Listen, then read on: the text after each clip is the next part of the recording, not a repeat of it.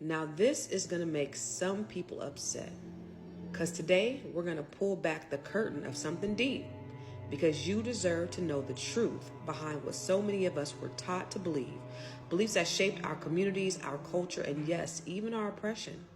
Let's talk about the Council of Nicaea in 325 AD, the place where the very definition of Jesus Christ was put up for a vote. Yeah, you heard me right, a vote. So let me break this down for you. Back in the day, Christians were beefing, they were fighting. There were two sides going at it. One side was led by a brother named Arius, and he said Jesus was created by God, powerful, yeah he was, but he wasn't equal to God. The other side, led by Athanasius, said Jesus had to be the same substance as God. Otherwise, how could he save humanity? Now, Emperor Constantine, the Roman ruler, he didn't really care who was right. He just wanted peace in his empire.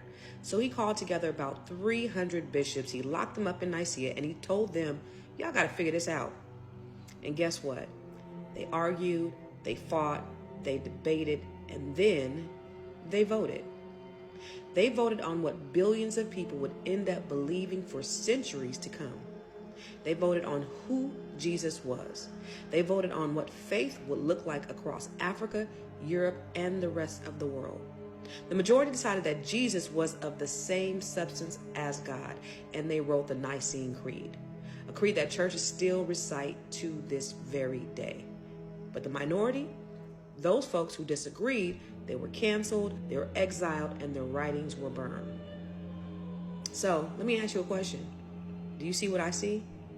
This means our core beliefs, what folks lived and died for, were politically decided. That's why I always tell you, question what you were taught, understand who benefits from what you believe, and remember, your relationship with the divine is yours to define. Because systems of empire will always try to shape your faith to keep you in line, but you have the right, the birthright, to reclaim your faith, your culture, and your power. So the next time you hear the Nicene Creed or talk about the Trinity or wonder how Christian beliefs were formed, remember this: it was voted on, it was politicized, but you are free to explore, question, and grow. Now drop a black fist in the comments and share this with someone who needs to hear this history gem.